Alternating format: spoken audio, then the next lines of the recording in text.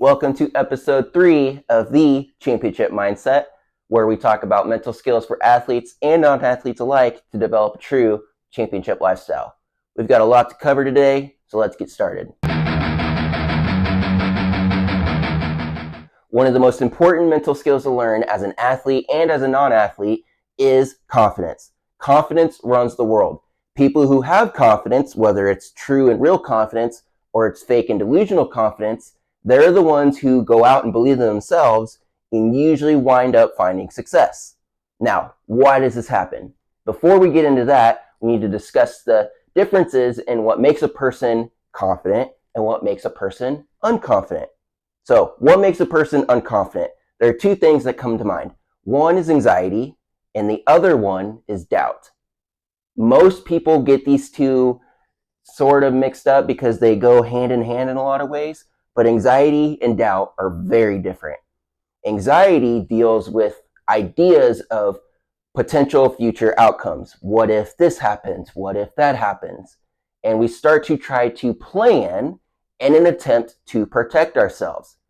A lot of times anxiety comes from a form of protection based off of perceived vulnerabilities. Now that can either be true and factual vulnerabilities or maybe some what we'll call low self-confidence abilities. And then that's where the second part of it ties into is doubt. Doubt comes in with anxiety or following anxiety, and that brings in ideas of I'm not good enough, I can't do this, maybe I haven't put in enough work yet, this other person's so much stronger than me, so much smarter than me. Anything that starts to put you down or tears apart your sense of self-worth. So in athletics, and this goes beyond athletics, this goes into just life in general, we come across situations where we face very large adversities. And it is normal inside of those situations to feel some level of anxiety. Anxiety tells you that you are exceeding your comfort zone, and that's a good thing. So your anxiety is your brain's instinctual response to try to protect you against bad things happening and to try to help you in succeeding in your goals and endeavors that you have. So when we go out and decide that we want something bigger for ourselves and then we start to feel anxiety about it, that's okay. Now, when that anxiety then turns into doubt and we start to feel like, okay, well, I can't do this anymore, my skills aren't up to snuff, or I can't do this because I'm just not good enough, or I can't do this because this other person that I'm competing against is more capable and has higher abilities than I do. Now we've changed the dynamic from anxiety over into doubt. Anxiety is okay, but doubt is not, because as we started this, confidence runs the world.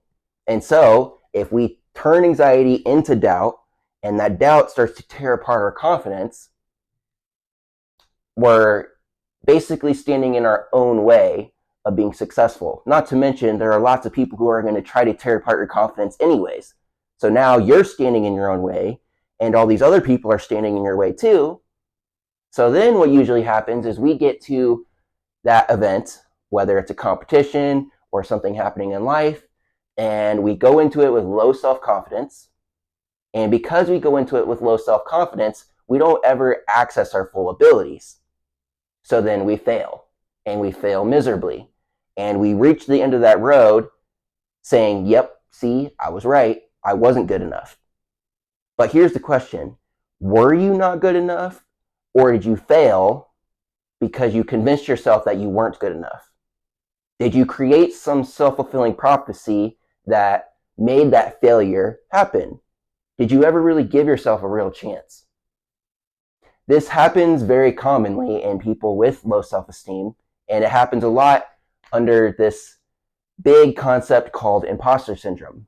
Imposter syndrome is somebody who has these skills and abilities to be something big and truly special, but yet their internally perceived identity is something far, far smaller than what their skills and abilities can actually do. Part of the reason why this happens is because we go through life gaining all this knowledge, gaining all these skills for our physical self. But our mental self, our mental confidence, never improves equally with our physical self. If we put in 2 hours worth of schoolwork or practice or weightlifting for our physical self, we improved by 2 hours. We improved by however many reps we did. But did our confidence improve by that much too? So we can go week after week, month after month, year after year, improving our physical self while our mental self still stays down here. So then we start to create this dissonance between our actual self and our perceived self. So when we go out and compete, we see ourselves as this, but in our training, we know we're up here. So then we have to go through this mental battle of, am I good enough? And we try to convince ourselves that we are. And it's just a lot of work that didn't need to be done, because now we've got to jump this person up to here when they both could have grown at the same time. So we don't want to go about physical training without also doing the mental training that comes with it. If we're going to improve our physical self, whether it's with strength training or technical improvements or any type of intelligence improvements, anything where we're improving our physical self, we want to make sure that we're also improving our mental self just as much. That way, our confidence and our skills are always with each other. So when we go out to compete or we face some adversity in life, we don't have to convince ourselves of what skills and abilities we have. We just know. You don't have to convince yourself of something that you just know, just like you don't have to convince yourself that the sun's going to rise up in the morning. You've experienced it thousands of times, and you've never had to question it. You've never had to say, what if it doesn't shine tomorrow? What if the sun doesn't come up? You know for a fact that tomorrow the sun will come up and it will go down. That's not something you ever have to doubt. We want our skills and abilities and knowledge and intelligence to be the same way. That no matter if it's our own thoughts that are challenging those things, saying, well, what if it doesn't? What if you fail? Or it's other people questioning us, saying, what if you can't do this? What if you fail? We want to be able to stand our ground and say, no, I know for a fact that I can do this because of my training, because of the skills I've developed, because of the work I've done. We don't need to convince ourselves, and we don't need to convince anyone else if what we know is just factual knowledge about ourselves and our skills and abilities and our identity that we carry with us. Now let's say you're somebody who isn't beginning their growth journey. You're someone who's already been at it for years. You're someone who's already improved your skills and abilities by this much, but you have this imposter syndrome where your mental confidence is still down here. How do we go about improving our mental confidence up to the point where our skills and abilities currently are? There's a perspective that belongs with this, and it's macroscopic versus microscopic perspective. A microscopic perspective says that I'm as good as the work I've put in today, or this week, or this month. And if I've missed a couple days, if I failed a few times, then that is what determines how good I'm going to actually be, based off of the work I've done this last week or this last month. That's a microscopic perspective.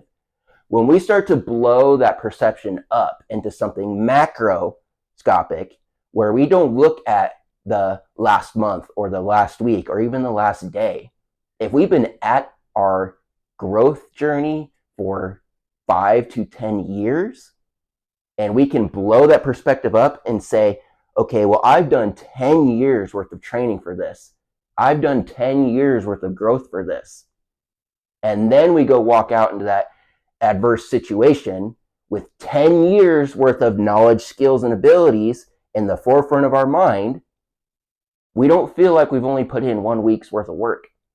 We feel like we've put in 10 years worth of work.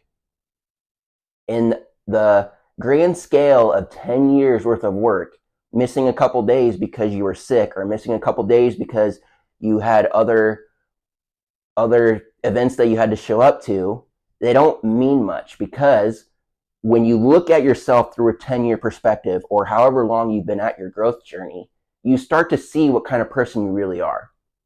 Generally speaking, you're a hard worker. Generally speaking, you have a very high sense of discipline and determination in your goals and aspirations because you've been at it for 10 years. And despite all the adversity that you faced, you continue to stick with it. You are a believer because you continue to believe in yourself and your ability to do it because you stuck with it for 10 years or even more. So now you can start to see the real qualities that you have. And once you start to look at yourself through a macroscopic perspective, you start to see your true self. Because your skills and abilities always will live inside of that macroscopic perspective, because that's not something that's going to change. But our mental side of things, if we don't look at it through a macroscopic perspective and we instead look at it through a microscopic perspective, our brain sometimes thinks that we just started a week ago in our growth journey, but that's not true. We need to see ourselves mentally and with our confidence the same way our skills and abilities have improved.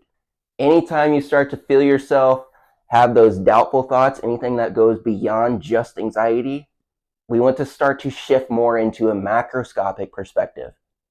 Generally speaking, those doubtful thoughts come from that microscopic perspective, where we start to feel like the only thing that matters is the last 4 weeks of training we put in, or the last 1 week of training we put in. But in the grand scale, we want to look at the whole time, the whole period of training we've done, whether it's 10, 15, 20 years, we want to look at that. And when we can look at that, that's where we're going to know how much confidence we truly can have. All right, that does it for episode 3 of the Championship Mindset. I hope you guys learned something today. Try to integrate it more into your new levels of thinking, integrate those mental skills, and I'll see you guys next time.